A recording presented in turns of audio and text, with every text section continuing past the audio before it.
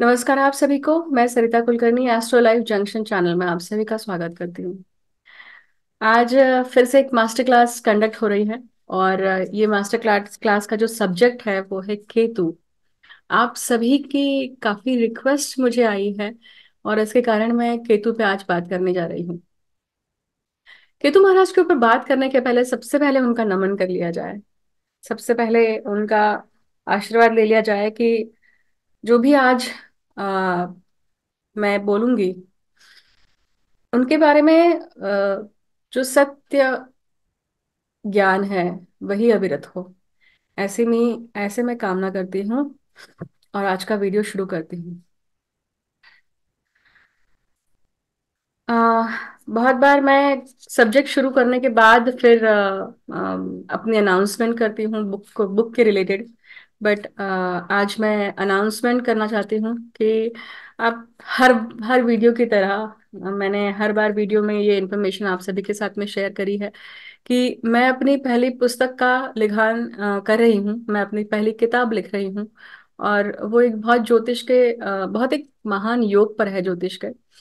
और ये किताब आपके उन सभी अनउत्तरित प्रश्नों के उत्तर देगी या आपके उस क्षुधा को शांत करेगी जो आप शायद किसी गुरु से या किसी किसी व्यक्ति विशेष से नहीं पूछ पाते हैं, समझ पाते हैं।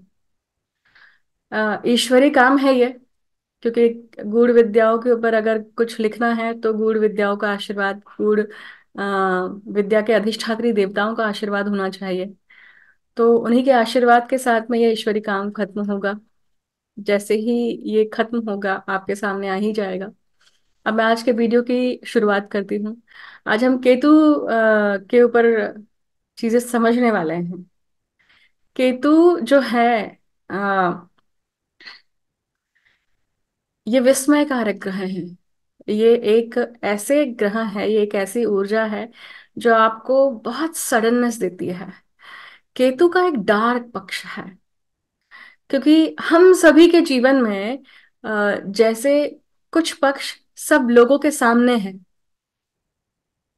लोगों के सामने मतलब आंखों के सामने है। उसी प्रकार से कुछ पक्ष हमारे जीवन का इतना काला होता है, इतनी काली यादें होती हैं, इतनी डेडली मेमोरीज होती हैं, वो केतु के अंदर आती हैं। तो आज के वीडियो में हम केतु के बहुत सारे हेडर्स पॉइंट लेने वाली हूं मैं। अब एक वीडियो में मैं सब कुछ केतु के बारे में नहीं बता सकती हूँ। आज इस क्षण इस मुहूर्त पे जितना ज्ञान या जितना केतु महाराज अलाउ करेंगे उतना ही आएगा। मैं आपके सामने मीडियम हूँ केवल। तो आज हम केतु के बारे में पौराणिक कथाओं को लेकर या केतु खानदान को लेकर क्या चीजें दिखाता है, केतु अचानक होने वाली घटनाओं से कैसे संबंधित होता है। आ, हमारी जो जजमेंट होती है, हमारी जो जजमेंट शक्ति होती है, वो केतु जब भी कोई वो गलत तरह के तरीके से काम करती है तो वहां पे कैसे केतु का कनेक्शन होता है। सेल्फ नेगेटिविटी, आत्म क्रिटिसिज्म, सेल्फ लोदिंग, ये सब चीजें कैसी केतु से कनेक्टेड होती है, केतु कैसे काम करते हैं यहाँ पर। जो मास लेवल पे हिप्नोटिज्म होता है। हम ऐसे बहुत सारे टॉपिक कवर करने वाले हैं। केतु की जो बेसिक जो ज्ञान है उसके ऊपर भी मैं प्रकाश डालने का प्रयत्न करूंगी। मुझे नहीं पता कि आप आज के इस वीडियो में आप सबसे मैं कितना शेयर कर पाऊंगी, पर let's go with the flow. और अंत में केतु सभी भाव में मतलब हर भाव में किस प्रकार से केतु जो है उसकी कीवर्ड्स हम देखने वाले हैं। क्योंकि एक 45 मिनट्स या 1 घंटे के वीडियो में केतु जैसे या किसी भी ग्रह की ऊर्जा को समाहित नहीं किया जा सकता है।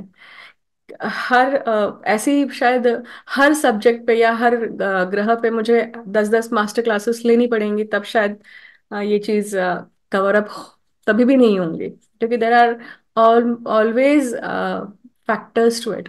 बहुत सारी सब ब्रांचेस हैं, सब टॉपिक्स हैं। तो हम चलिए इंट्रोडक्शन के हिसाब से आज हम केतु को समझना शुरू करेंगे। केतु आप अपनी पत्रिका में कैसे समझ सकते हैं, सबसे पहले इसके ऊपर हम बात करेंगे। तो केतु जो है वो साउथ नोड ऑफ मून है, और north node of moon Rahu है। पिछला जो वीडियो मास्टर क्लास का गया है वो राहु के ऊपर था। और अगर आप सभी ने अभी तक चेकआउट नहीं किया है तो जाइए और जरूर देखिए, क्योंकि आपको अपनी पत्रिका में राहु की एनर्जी और केतु की एनर्जी में डिफरेंस समझ में आएगा कि ये किस प्रकार से काम करती है। केतु बहुत तीक्ष्ण प्रकार की एनर्जी है, क्यों? क्योंकि केतु जो है वो मंगल के समान काम करते हैं, अग्नि तत्व के ग्रह है, और मंगल के समान इनकी अष्ट ऑक्टेव ऊर्जा है, 8 गुना है। आज मुझे सर्दी भी है, थोड़ी थोड़ी सी तबीयत खराब भी है, तो अगर बीच बीच में आपको ये सुड़ की आवाज आती है तो मुझे क्षमा कीजिएगा, और उसे इग्नोर करिएगा। तो अब राहु अगर भौतिक इच्छाओं का कारक है, तो वही केतु जो है उन्हीं इच्छाओं को लेकर कैसे नकार घंटा बजवाना है, ये केतु काम करते हैं। केतु हमेशा जहां भी आपके पत्रिका में स्थित होते हैं, उन सभी चीजों को, उन सभी एस्पेक्ट्स को जो आपके लाइफ के वो पॉजिटिव एस्पेक्ट है, उसके लिए हमेशा आपके मन में नेगेटिविटी उतार देंगे। मत कर, क्या करना करके, क्या करेगा, क्या अचीव कर लेगा ये चीज करके बैठा रहे। मतलब आपको कर्म नहीं करवाता है वो। केतु जो है वो कर्म कारक नहीं है। केतु हमेशा माइंड के थ्रू ज्यादा काम करता है, माइंड से कर्म करवाता है। मतलब क्या करता है कि जिस प्रकार से राहु ग्रीड के कारक है, ग्रीड दिखती है जैसे ही हमारे मन में किसी चीज को लेकर लालच आती है, वासना का भाव आता है, हम उस चीज को करने के लिए दौड़ते हैं, उस चीज को हासिल करने के लिए दौड़ते हैं। और वहीं पे केतु क्या बोलते हैं, मत कर, कोई जरूरत नहीं, क्या कर लेगा हासिल करके, कुछ नहीं मिलने वाला है, हासिल करने के बाद भी तुझे वही 1-2 बार खुशी मिलेगी, वापस से वही आके बैठना है। तो केतु नकार घंटा बजवाते हैं, आपको करने नहीं देता है वो चीज। तो केतु की ये एनर्जी है, देखिए। केतु जैसे मोक्ष के कारक है, आ, अनासक्ति के कारक है, और नकारात्मकता के भी कारक है ये। केतु, देखिए मैंने जैसा अभी कहा कि केतु कर्म प्रधान नहीं है, परंतु केतु का नेचर कैसा है, रिपेलिंग है। वो धकेलते हैं, मतलब जिस चीज को आपको करना चाहिए जीवन में, याद रखिए, उस चीज से आपको हमेशा दूर रखेंगे। जिस चीज से एक्चुअली उन्नति हो सकती है आपकी भौतिक स्तर पे, कर्म लेवल पे, क्योंकि व्यक्ति ने जन्म लिया है तो उसको कर्म का लेखा जोखा वो पूरा किए बिना उसका ये कर्म जन्म खत्म नहीं हो सकता। और अगर आप नहीं करते हैं तो वापस से उस कर्म फेरे को पूर्ण करने के लिए आपको वापस से जन्म लेना पड़ेगा। तो ये रिपेलिंग और पुश एंड पुल ऐसी वाली एनर्जी है राहु केतु। तो ये कर्म कर्म करने के लिए प्रवृत्त करते हैं। एक दूसरा जो है वो कर्म मत कर, इसके लिए प्रवृत्त। जैसे राहु और केतु एक ही व्यक्ति है, परंतु उनका विच्छेद हो चुका है। सर अलग हो गया है, धड़ अलग हो गया है, और धड़ जो है वो केतु है। पौराणिक कथा आप सभी जानते हैं, पर फिर भी मैं आज थोड़ा सा एक पौराणिक कथा को लेकर फिर से आपको ब्रीफिंग करूंगी, क्योंकि बहुत इंपॉर्टेंट है। क्योंकि अस्तित्व कहाँ से उत्पन्न हुआ, जब तक आप रूट कॉज नहीं जानेंगे, उसके पीछे का कारण नहीं जानेंगे, तब तक आप उस एनर्जी को जज नहीं कर पाएंगे कि वो किस किस तरह से काम करती है। तो आप सभी जानते हैं कि समुद्र मंथन हुआ था, उसमें बहुत सारे रत्नों के साथ में, अलग अलग प्रकार के डिवाइन पावर्स के साथ में, हलाहल और अमृत का भी आगमन हुआ था। अब जब ये हलाहल के बाद में जब अमृत अमृत निकला, तो अमृत जब बट रहा था तो देवों में बट रहा था। एकमेव राक्षसों में सिर्फ और सिर्फ स्वरभानु थे जिनको ये चीज अनुभव थी, या उनकी इंटेलिजेंस इतनी ज्यादा थी कि उनको समझ में आया कि अगर मैं खुद जाके अगर देवों के लाइन में नहीं बैठा तो मुझे ये अमृत मिलेगा ही नहीं, और अमृत पाना उनकी एकमेव ध्येय था। तो उन्होंने अपना भेष बदला और वो सूर्य और चंद्र के बीच में जाके बैठ गए। और उन्होंने धीरे धीरे करके जब लाइन, मतलब उन तक मोहिनी रूप जो है विष्णु जी का वो पहुंचा, तो वो अमृत प्राशन कर ही रहे थे, कुछ बूंदे गई ही थी कि सूर्य और चंद्र ने कहा कि ये तो राहु है, ये तो दैत्य है। और उसी वक्त विष्णु अवतार मोहिनी, इन्होंने मोहिनी से जैसे रूप परिवर्तन करके सुदर्शन चक्र का उपयोग किया विष्णु जी ने, और स्वर भानु के सर का छेदन कर दिया। छेदन करने के कारण क्या हुआ, स्वर भानु का जो धड़ है, निचला हिस्सा है, वो विष्णु जी के पैरों में गिर गया, परंतु जो ऊपर का हिस्सा है वो अलग हो गया। इसलिए राहु को ऊपर का हिस्सा कहा जाता है। सेंसेस है सारी, परंतु सेंसेस को जीने के लिए शरीर नहीं है। भूख है, पर भूख को डाइजेस्ट करने के लिए शरीर ही नहीं है। और यहाँ पे पूरा शरीर है, पर सेंसेस का आता पता ही नहीं है। इसलिए अगर आप सिंबल है अगर देखेंगे, तो उनके हाथ में तलवार है, और वो तलवार किस तरह से घूमती है, मतलब वो किसी का भी अगर अस्तित्व को अगर उन्हें महसूस करना है तो उसके उसके थ्रू करते हैं। उन्हें इस चीज की चोट है, जीवन में उन्हें इस चीज की चोट है, या उनके मन में वो आग सल रही है कि मेरा छेदन हुआ, मेरे साथ अन्याय हुआ। तो केतु क्या दिखाता है? केतु जहां भी कहीं आपकी पत्रिका में बैठा हुआ है, तो क्या क्या कहता है कि उस क्षेत्र में उन लोगों से या जीवन के उस पक्ष में हमेशा आपको विक्टिम फील करवाता है। अन्याय हुआ है मेरे साथ में, इस चीज को लेकर अन्याय हुआ है। हर एक के अन्याय का कारण अलग अलग हो सकता है ना। शादी होने के बाद शायद व्यक्ति बोल सकता है कि मेरे साथ अन्याय हुआ, मुझे जैसा रेस्पेक्ट मिलना चाहिए वैसा मिला नहीं। बट बचपन में हम कह सकते हैं कि जिस प्रकार से मम्मी पापा ने मुझे प्रेम करना चाहिए था मुझे नहीं किया, मेरे साथ में पार्शियलिटी हुई, बड़े भाई को बड़ी बहन को किया, मुझे नहीं किया। मुझे प्रॉपर्टी मिलनी चाहिए थी पर मुझे नहीं मिली, मेरे भाई को या मेरे बहन को मिली। विक्टिम फील करना, अपने अपने आप को हमेशा विक्टिम मोड में रखना, और उस चीज को लेकर अपने आप को ही सिंपैथी देना, ये भी केतु करवाता है। केतु की जो दशा होती है ना, वो 7 साल की होती है। जब भी केतु की दशा आती है तो वो आप में ट्रांसफॉर्मेशन लाती है। जो 7 साल पहले आप थे, उसके बाद में 7 साल के बाद में आप टोटली चेंज व्यक्ति हो जाएंगे। आपकी पूरी मानसिक जो एटीट्यूड है, आपकी विचार शैली है, वो सब बदल जाती है। क्योंकि ऑब्वियसली केतु की अंतर्दशा में सभी ग्रहों की अंतर्दशा आएगी ना। हर ग्रह अपने तरह से उस ट्रांसफॉर्मेशन में हेल्प करता है, पर क्या वो ट्रांसफॉर्मेशन इजी होता है? नहीं, वो ट्रांसफॉर्मेशन बिल्कुल भी इजी नहीं होता है। वो ट्रांसफॉर्मेशन बहुत ज्यादा तप कर निकलता है। वो ट्रांसफॉर्मेशन बहुत ज्यादा तप कर निकलता है। वो ट्रांसफॉर्मेशन बहुत ज्यादा तपाकर आपको बाहर निकालता है। वो ट्रांसफॉर्मेशन जो है वो इतना ज्यादा कभी कभी पेनफुल है कि आपको लगता है कि आपको नया जीवन मिला है, आपने मृत्यु तुल्य कष्ट सहन करे हैं। तो ये जब होता है, उससे क्या होता है, आप में एक नई श्वास उमड़ती है। पर वो ट्रांसफॉर्मेशन के थ्रू सभी जा पाते हैं क्या? तो नहीं जा पाते हैं, क्योंकि केतु आपको भंडा कर छोड़ता है।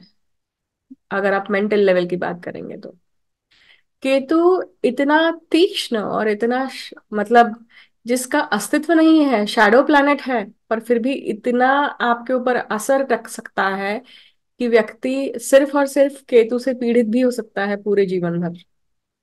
बशर्ते उसने कर्म क्या किया है। आपके कर्म चक्र दर्शाते हैं कि कौन सा ग्रह आपको सबसे ज्यादा प्रताड़ित नहीं करेगा, कहूंगी मैं। क्योंकि ग्रह प्रताड़ित करने के लिए या इसके लिए नहीं बैठे हुए हैं। ग्रह अपना काम करने के लिए बैठे हुए हैं, उन्हें नियुक्त किया गया है आपसे वो काम करवाना, आपको वो भोग दिलवाना। Idea is to make you सफर।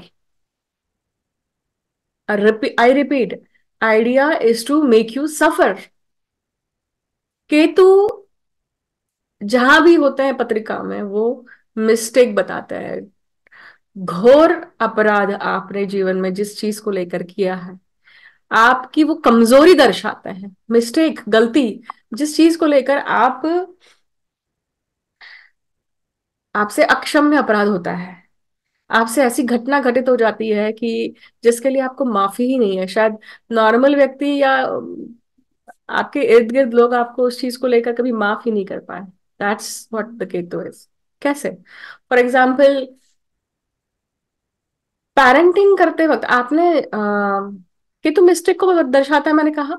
तो मान लीजिए कि अगर पंचम भाव से कनेक्ट हो रहा है या संतति से कनेक्शन बन रहा है, तो समझ लीजिए मान कि भाई आपने सेक्स करते वक्त कोई प्रोटेक्शन यूज नहीं किया और आपसे बाय मिस्टेक आपका बच्चा पैदा हो गया, आपने कंसीव कर लिया, ठीक है, करना ही था कर लिया, बट आप पेरेंटिंग के लिए रेडी ही नहीं थे और आपने इतनी बेकार पेरेंटिंग करी, और उसका जो इम्पैक्ट है आपके बच्चे पर रहा, और वो बच्चा हम आपको हमेशा कर्स करता रहेगा कि तुमने मुझे यहाँ ध्यान नहीं दिया, तुमने मुझे ऐसा नहीं किया, तुमने मुझे वैसा नहीं किया, और आप उस चीज को कभी पूरा ही नहीं कर पाएंगे। माता की तरफ मान लीजिए, किसी माता या आपके पिता की तरफ, जब उनकी मतलब उनको सबसे ज्यादा आवश्यकता थी, आपने उस समय पे उस चीज की समय का आपने लिहाज ही नहीं किया और आपने उस वक्त उनको साथ ही नहीं दिया।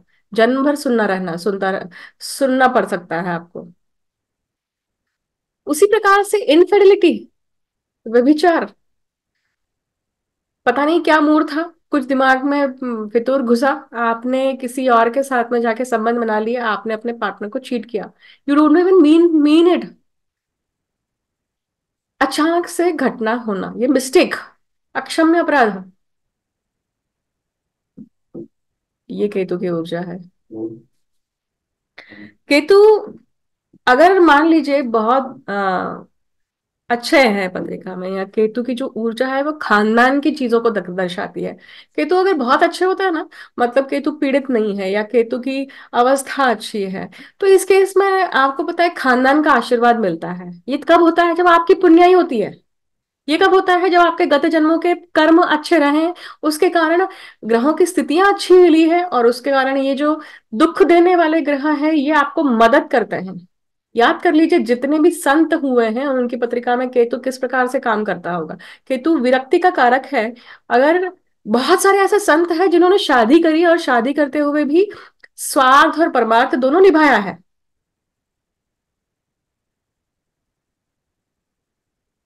दाम्पत्य जीवन में होकर भी न होकर जैसे बर्ताव किया है।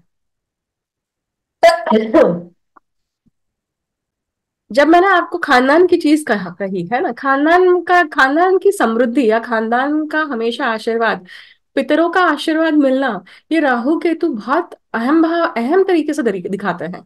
जब राहु केतु चंद्र और सूर्य के साथ में संलग्न होते हैं या युति क्रिएट करते हैं, तो इस प्रकार के योग बनते हैं, काल सर्प दोष भी बनता है। काल सर्प दोष जो है वो 12 प्रकार का होता है।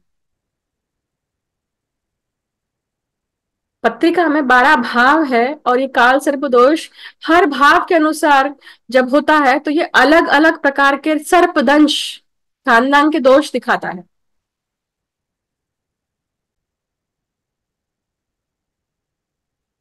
जब पितरों का आशीर्वाद होता है, पितृ आपके खुश होते हैं, तब घर में समृद्धि रहती है, घर में वातावरण अच्छा रहता है, घर में कलह का वातावरण नहीं होता है, अन्न वेस्ट नहीं होता है, अन्न की जो ये है कीमत होती है, वैल्यू की जाती है। आप देखेंगे कि ये ऊर्जा सब जगह पे सही और अच्छी तरीके से संतुलित होकर काम करती है।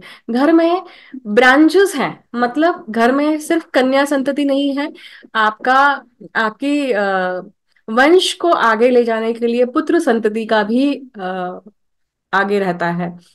जब केतु या राहु स्पेशली ये जब काल सर्प दोष या पितृ दोष जिस प्रकार के बनते हैं, मैं यहाँ पे 2 मिनट रुक के, काल सर्प दोष जैसे मैंने अभी आपको बताया, उसी प्रकार से पितृ दोष भी बहुत कई कई प्रकार के होते हैं। सबसे पहले तो 9 ग्रहों को लेकर 9 प्रकार के पितृदोष हो गए हैं। वो 9 ग्रह अलग अलग पद्धति से आपका कर्म जाल दिखाते हैं। अगर आप उन वीडियोस के लिए उस चीज को समझने के लिए इंटरेस्टेड हैं तो लेट मी नो, वीडियो के कमेंट सेक्शन में मुझे जरूर, आपके जितने उस चीज को लेकर कमेंट्स आएंगे तभी मैं प्राधान्य दूंगी। मैं एक दो व्यक्ति के लिए ये वीडियो नहीं बताने वाली हूँ, पहले से ही आप सभी को बता देती हूँ। अगर आप सभी ये ज्ञान सुनना चाहते हैं तो मैं उस चीज पर मेहनत लूँ, आप सभी के साथ में शेयर करूँ। तो केतु और राहु जो है वो सर्पलोक से संबंधित है, सर्पलोक नागलोक से संबंधित है, तो they are semi divine beings कहा जाता है इन्हें। इनके पास में पावर होती है, power of hypnotism, power of, इनके पास नॉलेज की पावर होती है, इनके पास में प्रोटेक्शन की पावर होती है, सुरक्षा का। तो जितने भी कवच जो होते हैं ना, कवच के कवच में जो ऊर्जा होती है वो केतु की होती है। केतु की ऊर्जा हमेशा कवच बांधने में काम आती है। तो आ, केतु जब भी मतलब नागलोक से नाग श्राप से या नाग बाधा से जब भी मतलब पत्रिका में ये प्रकार के योग दिखाई देते हैं, तो आप देखेंगे कि केतु बाधित है यहाँ पे। और उसके कारण खानदान में भी उस चीज की बाधितता, उस उसकी जो अलगई है ना, वो दिखती है। मतलब एक अजीब तरह की घर में एक अजीब तरह का एक वातावरण रहना, एक अजीब तरह का खानदान होना, उस खानदान में आपको हमेशा स्ट्रेंजनेस लगेगी। तो लोगों में स्ट्रेंजनेस लगेगी, बर्ताव में स्ट्रेंजनेस लगेगी, नॉर्मल चीजों में हमेशा अबनॉर्मलिटी लगेगी। तो ये केतु जब इस प्रकार के होते हैं तो वो ये ऊर्जा इस प्रकार से काम या अपना ये प्रोजेक्ट होती है बाहर, इसको ऐसे आप आइडेंटिफाई कर सकते हैं। अब मैंने जैसे सर्पदंश कहा, तो ये सर्पदंश को केतु अगर अच्छा है मान लेते तो इस सर्पदंश को मिटाने की सक्षमता रखता है। केतु आपको वो उपाय देगा, वो सॉल्यूशन देगा जो शायद नॉर्मल नहीं होगा, बट ये इस प्रकार की चीजों से फाइट करने के लिए आपको हल ला कर देगा। तो केतु की बुद्धि वो चलती है। केतु जब आपके पत्रिका में प्रभावी है तो इस प्रकार से काम करता है। अभी के केतु का संबंध अचानक होने वाली घटनाओं से बहुत ज्यादा होता है। केतु सडननेस को दिखाते हैं। Ketu Ketu anything which is very very Swift in nature. तो जितनी ऐसी घटनाएं होती हैं जो सडन है, जो बहुत अपने आप में गूढ़ता है लेकर बैठी है, अनसर्टनिटी को दर्शाती है, वो केतु से देखी जाती है। तो अगर हम ये घटनाएं जो भी है ये बहुत ज्यादा पॉजिटिव नहीं है, ये डार्क साइड ऑफ केतु है, याद रखिएगा। तो डार्क साइड ऑफ केतु में क्या आता है? अकाल मृत्यु। नॉर्मली व्यक्ति जा रहा है, ड्राइव कर रहा है, हाईवे पर चला रहा है गाड़ी, और अचानक से कुछ कोई सामने आ जाता है, आपका आपका संतुलन बिगड़ता है, और आपकी कार क्रैश हो जाती है, आपकी अकाल मृत्यु हो जाती है, and you are just detach to your body and you see from outside. जब एस्ट्रल बॉडी का प्रोजेक्शन होता है और व्यक्ति को दिखाई देता है कि व्यक्ति is not able to go, वो व्यक्ति जो है, जो देख रहा है ऊपर से, जो देख रहा है एस्ट्रल बॉडी से, सूक्ष्म शरीर से, कि अरे मैं यहाँ पे मेरा ही शरीर है, मेरी ही कार का एक्सीडेंट है, और अब मैं अचानक से विभक्त हो गया हूं, and I am not able to go in. मैं शरीर के अंदर नहीं जा पा रहा हूँ क्योंकि वो रजत रज्जु टूट गया है। तो ये जो साइंस है ना, एस्ट्रल साइंस जो है, या इस प्रकार की जो विधा होती है, ऑल द 3D जो डायमेंशनल है, अलग अलग डायमेंशंस हैं, इसके लिए भी आपको केतु की ऊर्जा लगती है समझने के लिए।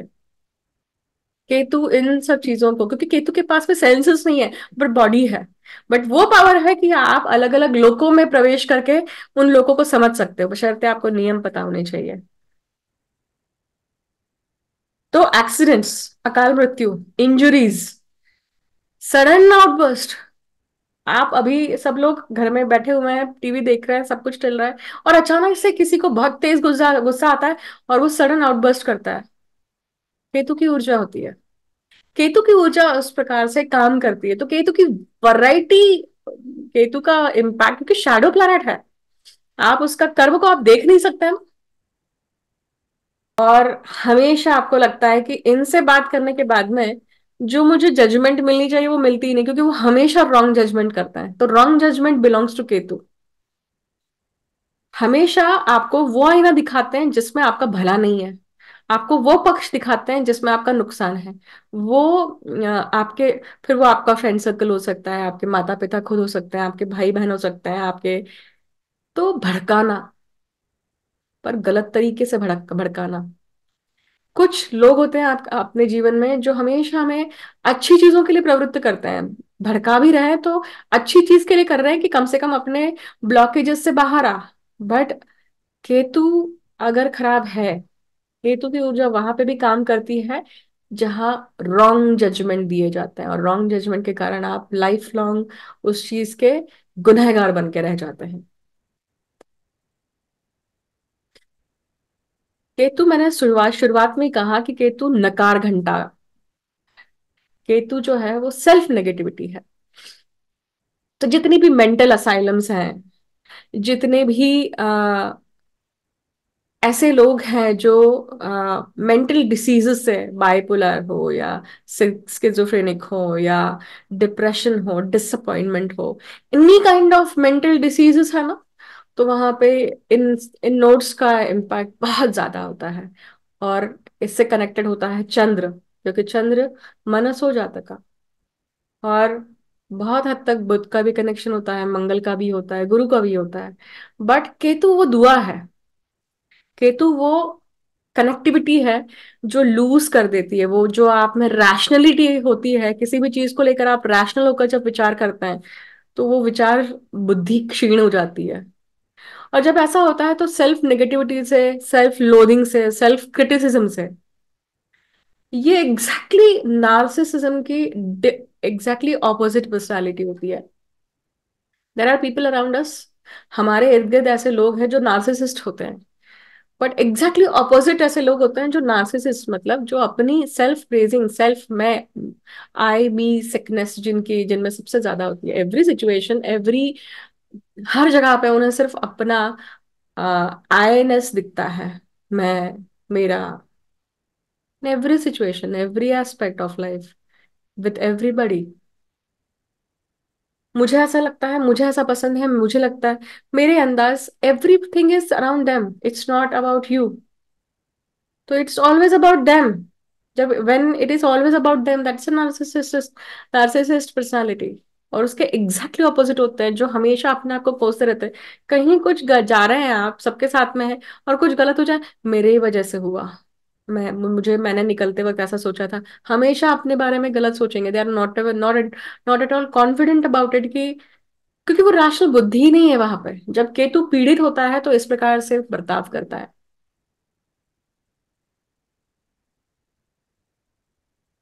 तो सेल्फ नेगेटिविटी से लोग बहुत बार अपनी पूरी की पूरी जिंदगी खराब कर देते हैं, अपने आसपास जो लोग होते हैं उनकी भी जिंदगी पे इम्पैक्ट डाल देते हैं, क्योंकि उनकी नेगेटिविटी इतनी ज्यादा पॉइजनस होती है कि फिर उनका स्पाउस हो, उनके बच्चे हों, उनके घर का वातावरण हो, वो सब पे वो पॉइजनस पॉइजनस बिहेवियर जो है वो इम्पैक्टफुल रहता है।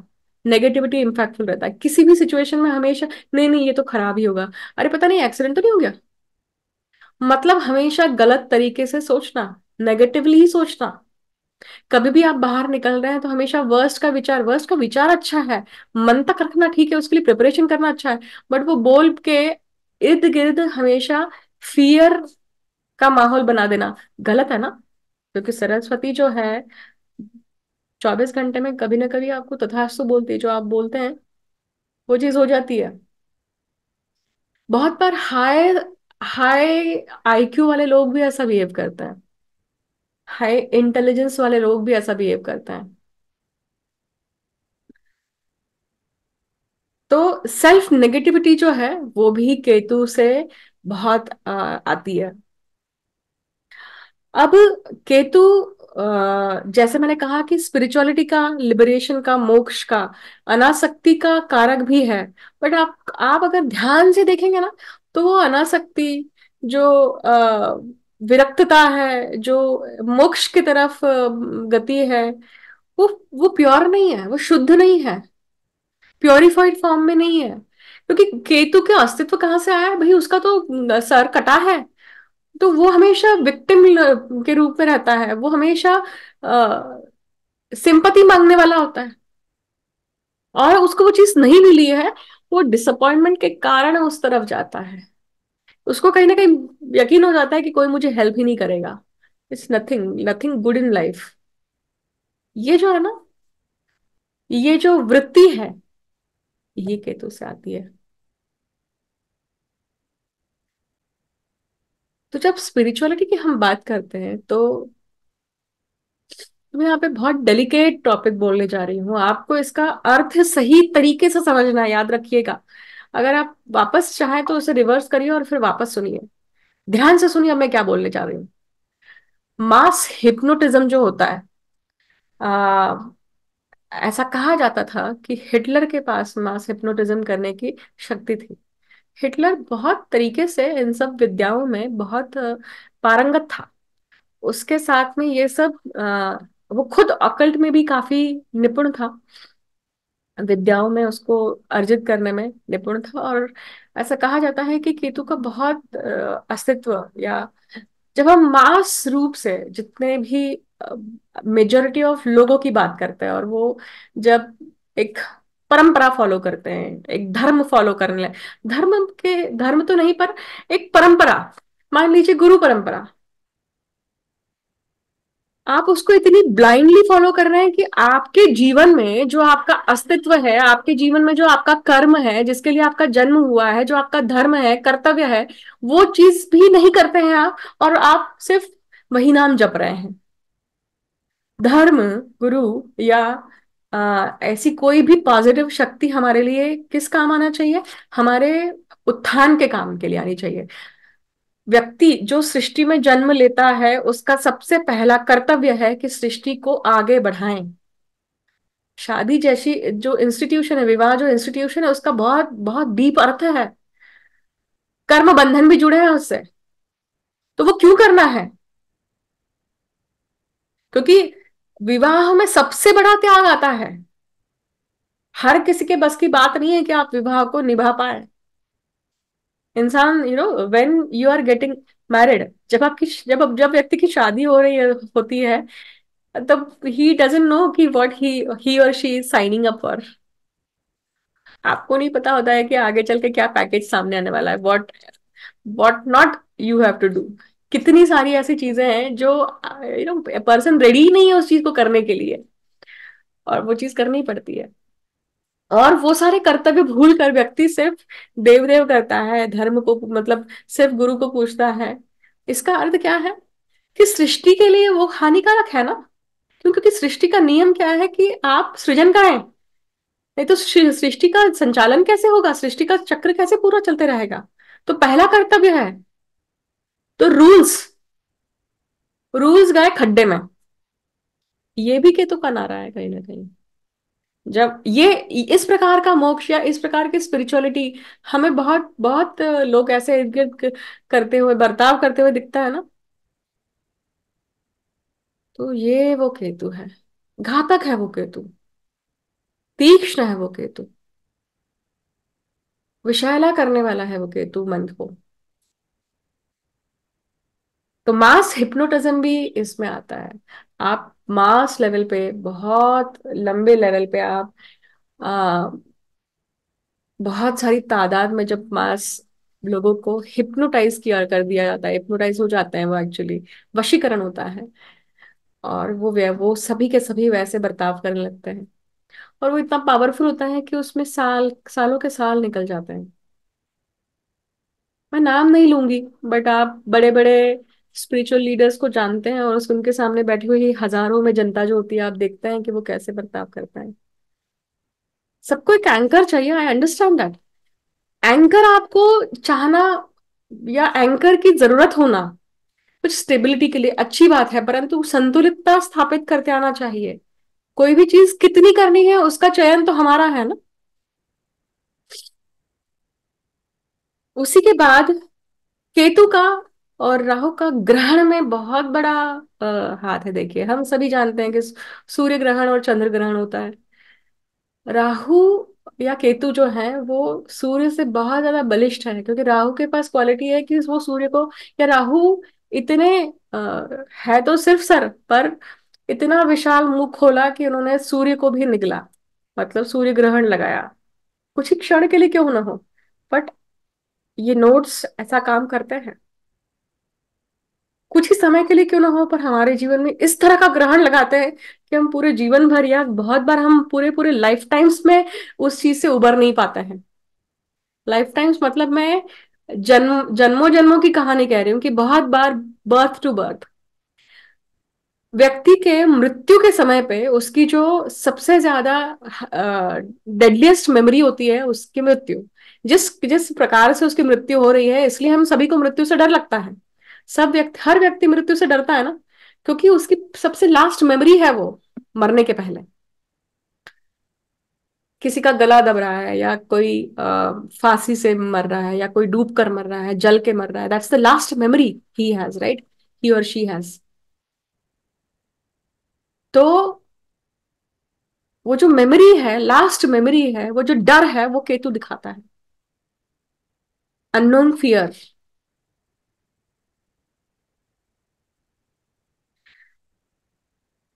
केतु को बहुत बार इंट्यूशन से जोड़ा जाता है, केतु को हमेशा साइकिक कैपेबिलिटी से जोड़ा जाता है। तो फिर वो जितनी भी ऐसी कलाएं हैं जिसमें आपको सृष्टि से मदद चाहिए, निसर्ग से मदद चाहिए, टैरो हुई, रमल हुई, या बहुत सारी ऐसी विद्याएं हैं जो आप क्षण में, जैसे प्रश्न कुंडली है, प्रश्न मार्ग है, या उस कौड़ियों से किया जाता है, बहुत सारे अलग अलग विद्याएं हैं। और वो विद्याओं का जो भी आप प्रश्न डालते हैं, वो आप सृष्टि से, उस समय जिस निसर्ग से आप उत्तर ले रहे हैं, तो ये सारी विद्याएं जो है वो केतु के अंडर आती हैं। इस प्रकार का तंत्र भी केतु के अंदर अंडर आता है। तो ये जब होता है, तो जो हाईएस्ट आईक्यू वाले जो मैथमेटिशियंस होते हैं, बहुत हम कभी कभी ऐसे बच्चों को देखते हैं ना, जो मतलब 14 डिजिट, 26 डिजिट, 30 डिजिट के मैथमेटिक्स चुटकियों में बोलते हैं। तो वो हायर लेवल ऑफ आईक्यू है, हायर लेवल ऑफ मैथमेटिक्स है वो। तो जो कॉस्मिक लेवल पे जो वो मैथमेटिक्स है, कि वो उत्तर जो है वो कॉस्मोस से ले रहे हैं, they have the energy, they have the power, उनके पास वो शक्ति होती है कि they can tap into these energies and they can get the answers. वो केतु के कारण आती है। प्रोडिजी चाइल्ड, ऐसे बच्चों में भी केतु का बहुत आ, बड़ा रोल देखा गया है।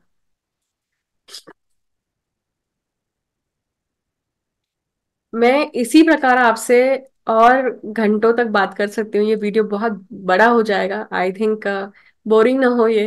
या जब लंबे वीडियो हो जाते हैं तो व्यक्ति का अटेंशन स्पैन छोटा हो जाता है। तो मैं कुछ ही अगले 5 मिनट में इस लेक्चर को यहाँ पे क्लोज करूंगी। आप अगर कहेंगे तो हम इसकी और मास्टर क्लास बनाएंगे। और आप मुझे पूछ सकते हैं कि एग्जैक्टली किस किस बारे में, टॉपिक्स के बारे में आप समझना चाहते हैं। I will include that into those videos. अब मैं और दो चीजें केतु के बारे में कहूंगी। केतु का कनेक्शन एक्सट्रीमिटीज से है, पराकाष्ठाओं से है। तो एक पराकाष्ठा है, देखिए, हम मृत्यु की बात करने वाले हैं। एक पराकाष्ठा है सुसाइड, और दूसरी पराकाष्ठा है समाधि। तो सुसाइड के वक्त भी और समाधि लगाने के वक्त, दोनों के समय पे केतु की ऊर्जा कार्यरत होती है। बट आप देखिए, एक बहुत पॉजिटिव है जो स्पिरिचुअली बहुत हाई लेवल पे है, और एक अक्षम्य अपराध करता है, क्योंकि जब सुसाइड व्यक्ति करता है तो वो रौरव जलता है। गरुड़ पुराण में अलग अलग प्रकार के नरक बताए गए हैं अपने कर्मों के अनुसार, एक चैप्टर है पूरा उसके ऊपर। और कर्म के अनुसार जब आप अपनी, आपको मनुष्य योनि दी गई है, आप उसकी उस योनि की कदर नहीं करते हैं, और आप उसका अंत करते हैं, इसका अर्थ है कि आपको, या यू डोंट हैव ग्रेटिट्यूड, आपको कोई भी उस चीज के प्रति ग्रेटिट्यूड नहीं है, तो वो एक तरह का क्या होता है, अपराध होता है, अक्षम्य अपराध होता है। और उसका भी व्यक्ति को कर्म फल भोगना पड़ता है। उसी प्रकार से समाधि है। तो समाधि इज ए नॉन डिसीजन। आप भान में आकर वो डिसीजन लेते हैं कि हाँ, मैं ऐसा करने वाला हूँ। और हमने बहुत सारे पेपर में, या हम बहुत बार डॉक्यूमेंट्रीज में कभी बहुत बार देखते हैं कि बहुत सारे ऐसे संत हैं जो समाधि अवस्था में हैं, 100 100 2 2 साल, 300 ऐसे डेकेड से बैठे हुए हैं। और उनका शरीर बिल्कुल भी एज नहीं हो रहा है। तो वो उनके पास पावर होती है। आयुर्वेद में बहुत सारी ऐसी जड़ी बूटियां हैं, अपामार्ग जैसी होती है जिससे आप भूख प्यास बंद करते हैं। ऐसे बहुत सारी जड़ी बूटियां हैं जिससे आप नॉर्मल मनुष्य के जो कर्म होते हैं ना, चौर्य कर्म बोलते हैं हम, जैसे आपको बाथरूम जाना जरूरी है, आपको शौच जाना जरूरी है, भूख लगती ही है, ये अलग अलग प्रकार की जो चौर्य कर्म है ना, इनको आप स्थगित कर सकते हैं, रोक सकते हैं। तो जब हाईएस्ट लेवल का केतु होता है ना, तो इस प्रकार की शक्तियां, इस प्रकार के नॉलेज को वो टैप कर सकते हैं। और ऐसे लोग जो हैं वो साधु संत होते हैं, औघड़ होते हैं, अघोरी होते हैं। ऐसे जो लेवल के जो, मतलब वो लाइफ के इन एस्पेक्ट को एक्सप्लोर करने में सक्षम होते हैं, उनको कहीं ना कहीं उस चीज का प्रतिसाद भी मिलता है। किससे? प्रकृति से। प्रकृति के बच्चे होते हैं वो, क्योंकि उन्होंने प्रकृति को पूर्णतः एक्सेप्ट किया और प्रकृति के अनुसार वो चलते हैं। और अपने सभी प्रश्नों के उत्तर प्रकृति से लेते हैं। और प्रकृति से उत्तर लेने के बाद में अपनी मनमानी नहीं करते हैं कि अगर मेरे मन का आंसर नहीं आया तो मैं मानूंगा नहीं। ऐसा नहीं, जो प्रकृति से पहली बार में उत्तर आता है उसे सर्वत्र समझकर आगे बढ़ते हैं और अपना जीवन व्यापन करते हैं। जब आप इस तरह से सरेंडर होकर काम करते हैं, दैट इज केतु। तो सरेंडरिंग भी है। तो केतु के बहुत सारे ऐसे एस्पेक्ट हैं जो बहुत पॉजिटिव है, और केतु के बहुत डार्क एस्पेक्ट्स हैं जो बहुत भयभीत करने वाले हैं। केतु का कनेक्शन जो है वो हेडलेस डेटीज से है। मतलब जितने भी डिटीज हैं, मतलब जितनी भी ऐसे देवता हैं जिनका सिर छेदन कर दिया है और फिर उसके ऊपर कोई और सिर लगाया गया है, जैसे गणेश। इसलिए केतु के लिए आराध्य देव जो है वो गणेश है। जब केतु अच्छे नहीं होते हैं या केतु पीड़ित अवस्था में होते हैं, बहुत बार गणेश की उपासना करने के लिए कहा जाता है, पर सबसे ज्यादा कड़क जो है वो गणपति है। क्योंकि गणपति इतने स्ट्रिक्ट हैं, गणों के इष्ट हैं वो। गणपति इतने स्ट्रिक्ट है कि अगर आपने गलती करी, भुगतना पड़ेगा आपको। तो गणपति के तो बहुत रूप है, बहुत है ना। विघ्नहर्ता है, विनायक है, उच्छिष्ट गणपति, बहुत सारे रूप हैं गणपति के। आप किस फॉर्म में गणपति को पूछते हैं, ये आपके केतु के ऊपर डिपेंड करता है। आपका जो केतु है जिस प्रकार का है, जिस डिग्री पे बैठा है, आ, जिस अंश में है, कौन से नाड़ी अंशा में है, बहुत सारी डिटेलिंग स्टडी करने के बाद में आप उस देवी देवता तक पहुंचते हैं। और फिर एग्जैक्ट देवी देवता जब आपको पता चलती है, उनको पूजने के बाद में आप अपनी लाइफ आसान करते हैं। आज ऐसे बताने वाले लोग बहुत कम बचे हैं पर। और क्यों बताए व्यक्ति? क्योंकि लोगों में उतनी प्योरिटी ही नहीं बची है। हम में उतनी प्योरिटी बची है क्या, बताइए आप? हमारा अटेंशन स्पैन ही इतना कम हो गया है। हम फोन पे फोन देखते रहते हैं, रील्स। अगर पहले 3 सेकंड में भी अगर उस रील ने हमको एंगेज नहीं किया तो हम झट से ऐसे कर देते हैं। करते हैं कि नहीं? तो केतु का कनेक्शन जो है ऐसी अधिष्ठात्री देवियों, देवी देवताओं पर है जिनका हेडलेस है वो। तो उनमें से छिन्नमस्ता भी आती है। ऐसे देवी देवता हैं जो, जैसे गणेश है और छिन्नमस्ता है। इसके बारे में अगर आप सुनना चाहते हैं तो मुझे जरूर बताइए। I will make an another video for it to understand headless deities. छेदित जो अधिष्ठात्री देव देवी है ना, उनके बारे में, और केतु का उनका संबंध कैसा है। ये अपने आप में जितने भी टॉपिक्स मैंने आज कवर करे हैं केतु से संबंधित, ये अपने आप में एक मास्टर क्लास है, सच कहूं तो। और वो आप सभी राशियों में उन्हें घुमाइए, उन्हें सभी राशि, सभी क्या कहते हैं उसे, सभी भावों में आप घुमाइए, आपको अलग अलग रिजल्ट मिलेंगे। आपको एकदम डिफरेंट पक्ष देखने के लिए मिलेगा। अब हम समझेंगे कि जो केतु है वो प्रत्येक राशि में किस प्रकार से काम करते हैं। हर 12 राशियों के लिए केतु किस प्रकार से, हम कीवर्ड समझने वाला है। क्योंकि अभी तक आपने आपने ये जो वीडियो समझा पूरी तरह से, देखिए केतु का ये पूरा वीडियो अच्छे से देखिए, फिर अपनी राशि को जाकर देखेंगे तो आपको पूरा एक आइडिया आ जाएगा कि किस प्रकार से ये केतु की एनर्जी जो है वो काम करती है। तो शुरू करते हैं। सबसे पहले आती है मेष राशि। अब देखिए मेष राशि में ये जो केतु होते हैं, हम कीवर्ड्स देख रहे हैं। हम ये देख रहे हैं कि एग्जैक्ट उस पूरे पर्सनालिटी का क्या सार है। केतु जब मेष राशि में है तो एग्जैक्टली क्या क्या बिहेव करवाता है, हम सिर्फ कीवर्ड्स मेजर पॉइंट देखने वाला है। तो चिड़खोर बनाता है व्यक्ति को वो, चिड़ा हुआ रहता है वो व्यक्ति जो है वो हमेशा फ्रस्ट्रेटिंग लेवल में रहता है। हमेशा वो फ्रस्ट्रेटेड रहता है, किसी ना किसी कारण से उसका जो बर्ताव है उसमें आपको फ्रस्ट्रेशन दिखाई देती है। बहुत कम ऐसा होता है कि वो बिना फ्रस्ट्रेटेड है।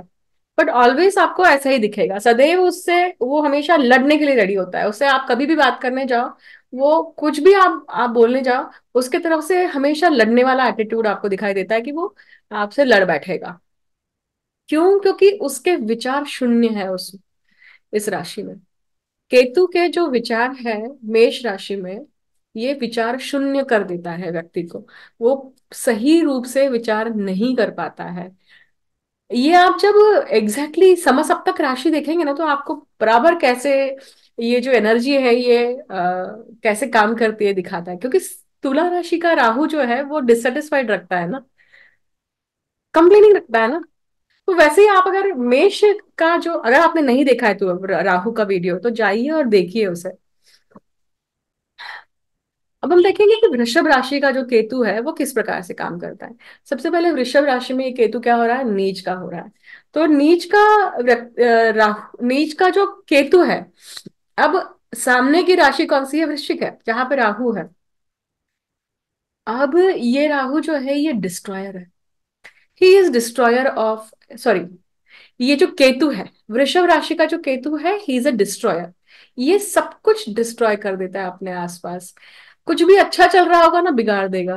कुछ भी रिलेशनशिप में कुछ ऐसा कर देगा जिसके कारण रिलेशनशिप टूट जाएगी। कुछ ऐसी गलती कर देगा जिसके कारण, हमेशा अपनी गलतियों के कारण ये अपना नुकसान करता है। सेल्फ डिस्ट्रॉयर, अपने आसपास की चीजों को भी डिस्ट्रॉय कर देता है। आ, वो जो लाल कपड़ा दिखाने के बाद में बैल कैसे दौड़ के आता है बुल, तो एक सिर्फ ट्रिगर रहता है इनका पॉइंट का, जिससे ये अपने कंट्रोल के, अपने आप में नहीं रहते हैं, और वो इस तरह से बर्ताव कर जाते हैं। अब वही मिथुन राशि का केतु। अब मिथुन राशि का केतु जो है, यहाँ ये केतु भी नीच का होता है ना। क्योंकि स्कॉलर्स के अनुसार मिथुन या वृषभ दोनों राशि के केतु जो है वो कभी कभी नीच के, ये दोनों ही राशियां नीच और उच्च के लिए यूज होती है। अब यहाँ पे मिथुन राशि का जो केतु है ये स्त्री द्वेष को दिखाता है। नीच का है ना, मिथुन राशि का शुक्र जो है वो काम कला में पारंगत होता है। ये श्रापित यक्षिणी कही जाती है। इसके बारे में अगर आप वीडियो समझना चाहते हैं तो लेट मी नो, वीडियो के कमेंट सेक्शन में बताइए। मैं श्रापित यक्षिणी के बारे में एक नया पूरा वीडियो बनाऊंगी। वो श्रापित यक्षिणी जो है वो हर भाव में किस प्रकार से काम करती है और क्या कारण है उसका जन्म का। तो मिथुन राशि का केतु जब आता है तो व्यक्ति व्यक्ति में स्त्री द्वेष होता है। स्त्रियों को लेकर एक वेग, बहुत अलग ही मानसिकता होती है। ये अगर आप देखेंगे तो ये सेक्स को लेकर ये प्रॉब्लमेटिक होता है। इनके विचार बहुत अजीब रहता है। काम त्रिकोण की पहली राशि है, तो सेक्स को लेकर इनके विचार, प्लेजर को लेकर इनके विचार बहुत अलग रहता है। और ये विचार कभी कभी डरावने भी होते हैं, अच्छे नहीं होते, द्वेषपूर्ण होते हैं, घृणास्पद होते हैं बहुत बार। वही मतलब अगर हम इन शॉर्ट कहें तो फीमेल जेंडर को लेकर इनकी थॉट प्रोसेस क्या है, बहुत अलग है, डिफरेंट है। ये इनका मेन कीवर्ड है। कर्क का अगर केतु है तो क्या होगा, कर्क का केतु जो है ना वो बहुत इमोशनल है, बहुत ज्यादा सेंसिटिव है। और ये कैसा है, इस केतु को लगता है कि मैं बहुत बड़ा अध्यात्म, बहुत बड़ा स्पिरिचुअली इंक्लाइंड, बहुत साधु योग में जा पहुंचू। पर होता क्या है, इनकी जो विचार शैली है ना, इनकी जो ऊर्जा है केतु की, ये कैसे काम करती है, ये अमावस्या और पूर्णिमा के समान काम करती है। कला कला से बढ़ती है तो कला कला से घटती है। मतलब ये पूर्णिमा की तरफ जा रहे होंगे ना, पूर्णिमा की तरफ अगर तिथियां जा रही है तो क्या होगा, इनका अध्यात्म बहुत उफान लेकर बाहर आता है। बहुत डिसिप्लिन हो जाएंगे, पढ़ेंगे, अपने आप को वैसा रखेंगे। पर जैसे ही ये खत्म होता है, अमावस्या जैसे ही पास आती है, अरे क्या करना, करके छोड़ो यार, क्या करना, मतलब उसमें नीरसता आ जाती है। तो ये कला कला से घटता है, कला कला से बढ़ता है। मतलब इनके एनर्जी फ्लक्चुएशंस बहुत ज्यादा है। सिंह राशि का केतु, सिंह राशि का जो केतु है वो बहुत न्यूट्रल है, टोटल न्यूट्रल। मतलब ये केतु क्या कहता है कि जो जीना है, जैसे जीना है, वो 100% जियो, 100% करो, पूरा अपना 100% डाल के करो। मतलब ये वो लोग हैं, जब सिंह राशि का केतु आता है तो वो व्यक्ति को प्राइम मिनिस्टर तक बना सकता है, या वो क्लेरिकल जॉब भी करेगा तो वो 100% उतनी ही शिद्दत के साथ करेगा। क्योंकि इसका कारण है कि सिंह राशि के सामने क्या है, कुंभ राशि है। कुंभ और सिंह राशि ये दो राशियां जिसमें कोई भी ग्रह उच्च का या नीच का नहीं होता है। पर यहाँ पे सिंह में जब केतु है तो उसके सामने कुंभ की बुद्धि है राहु के पास में, शनि की बुद्धिमत्ता है। इसलिए वो राहु जब बुद्धिमत्ता से उसे दृष्टिपात करता है तो वो केतु को 100% जीने के लिए कहता है। इसलिए वो न्यूट्रल जाता है। इसलिए उनके पास न्यूट्रल होने की कला है। ये दृष्टा होता है बहुत बार। कन्या राशि का केतु, वाह वाह। अब कन्या राशि राशि का केतु मतलब मिथुन, मिथुन राशि के केतु के लिए क्या कहा मैंने, बुध की राशि की पहली राशि के लिए क्या कहा कि ये स्त्री द्वेष करता है। तो कन्या राशि का जो केतु होता है वो बहुत प्रेमल होता है, मतलब बहुत बहुत प्रेम भाव वाला होता है।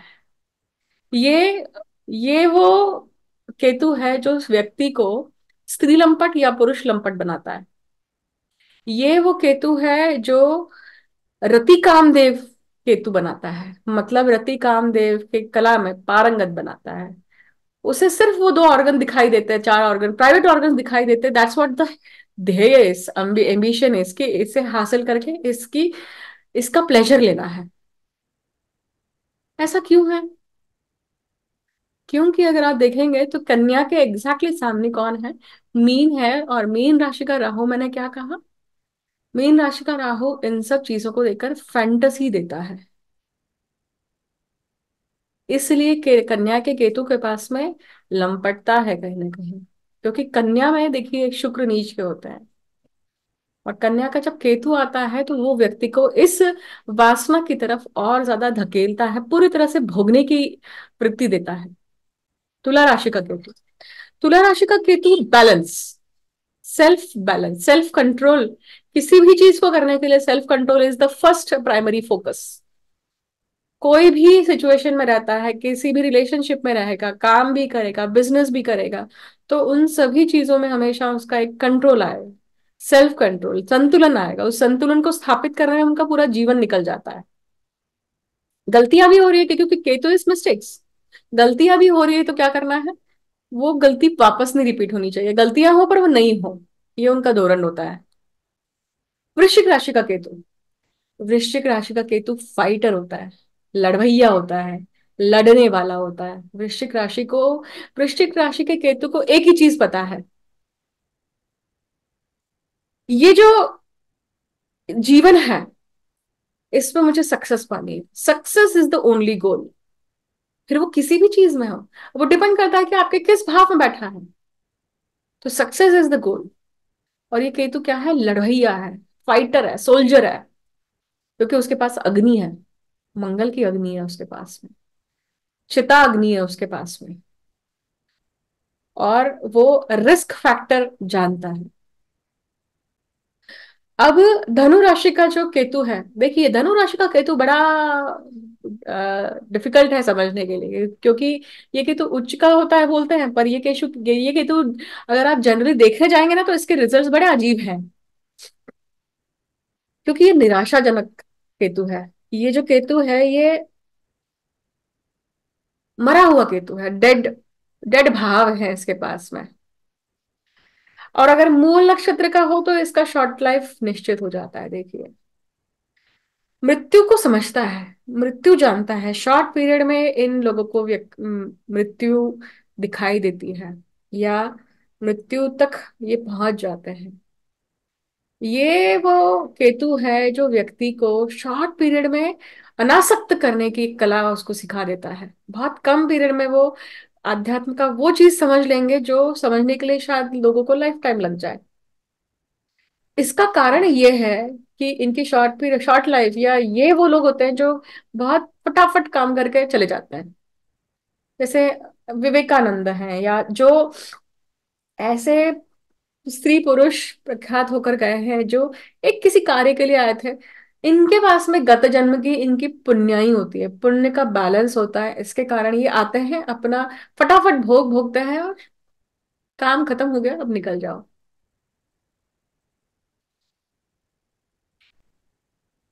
धनु के केतु के पास जो है ये कर्म खत्म, मतलब इस केतु के पास ग्रीड कम है। इस केतु के पास मिस्टेक्स मतलब गलतियां करने की क्षमता कम है, ये गलतियां बहुत कम करते हैं। धनु के केतु के पास में पाप करने की वृत्ति नहीं है, इसलिए इनका इनका कर्म चक्र का बैलेंस बढ़ता नहीं है। इसलिए यहाँ पे धनु धनु का केतु उच्च का भी कहा गया है। मकर का जो केतु होता है वो नैराश्यजनक है, नैराश्य देता है, फ्रस्ट्रेशन देता है। देखिए, मतलब इसकी स्थिति हमेशा ऐसी होती है कि धोबी का कुत्ता है, ना घाट का ना घर का। मतलब हमेशा त्रिशंकु वाला सिचुएशन, त्रिशंकु वाले डिसीजन मेकिंग, त्रिशंकु वाली सिचुएशन हमेशा बनी रहती, कंडीशन बनी रहती है।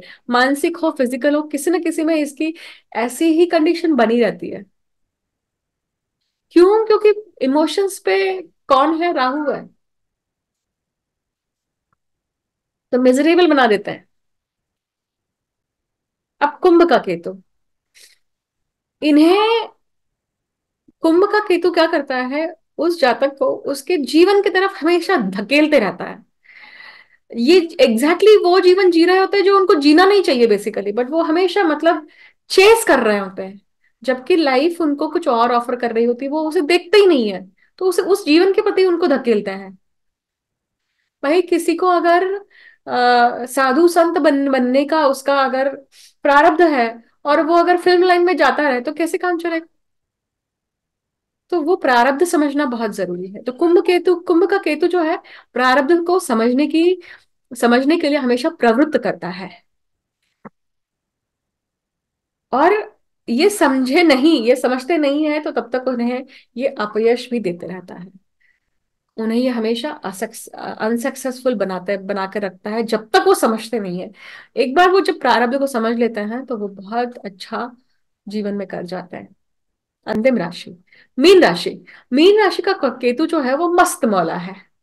मीन राशि का केतु ऐसा है कि भाई दुख में भी सुखी है और सुख में भी सुखी है, ये न्यूट्रल है। इसलिए विरक्ति का भाव में केतु क्या करते हैं? मोक्ष कारक बनते हैं। और इसी भाव में मोक्ष का योग, अगर गुरु के साथ में ये संलग्न हो जाए, तो ये शिशुपाल योग बना देते हैं, मोक्ष का योग बना देते हैं। इसलिए ये केतु बहुत, ऐसे लोग बड़े बड़े अपने मस्ती में रहते हैं। इनको कोई फर्क नहीं पड़ता कि क्या चल रहा है दुनिया में, आसपास क्या चल रहा है। अपने अपने जीवन में, अपने इसमें मस्त, सुख में भी सुखी, दुख में भी सुखी। तो ये था पूर्ण रूप से केतु के ऊपर मास्टर क्लास। एक वीडियो में सब कुछ नहीं कहा जा सकता है। आ, ये तो केतु महाराज ने जितनी अपने को आज अलाउ किया है बोलना, उतना उतना मैंने अपने अपने अपने माध्यम से वो चीज आपके सामने एक्सप्रेस करी है। इस वीडियो को एक बार नहीं, पुनः देखिए, नहीं समझ में आता है तो, क्योंकि जब तक आप इंट्रोडक्शन पार्ट पूरा नहीं समझेंगे, तब तक आप केतु की एनर्जी को समझ नहीं पाएंगे। डायरेक्ट अगर आप राशि पे आ जाते हैं तो। सो वीडियो अगर आपको अच्छा लगता है तो लाइक शेयर सब्सक्राइब कीजिए, एटलीस्ट एक शेयर तो बनता है ना? अगर ये वीडियो जो भी व्यक्ति समझता है, ज्योतिष के ज्ञान को जानना चाहता है, एटलीस्ट एक व्यक्ति को शेयर कीजिए। और इसी तरह मैं आपको आपके सामने नए वीडियो के साथ में पुनः हाजिर होती हूँ, नई मास्टर क्लास के साथ में। सजेशन दीजिए कि कौन से ग्रह के बारे में आप सुनना चाहते हैं। जिस ग्रह को लेकर सबसे ज्यादा कमेंट होंगे, हम उसके ऊपर नेक्स्ट मास्टर क्लास बनाएंगे। ठीक है? Thank you so much for listening me patiently. See you soon in next video. Thank you.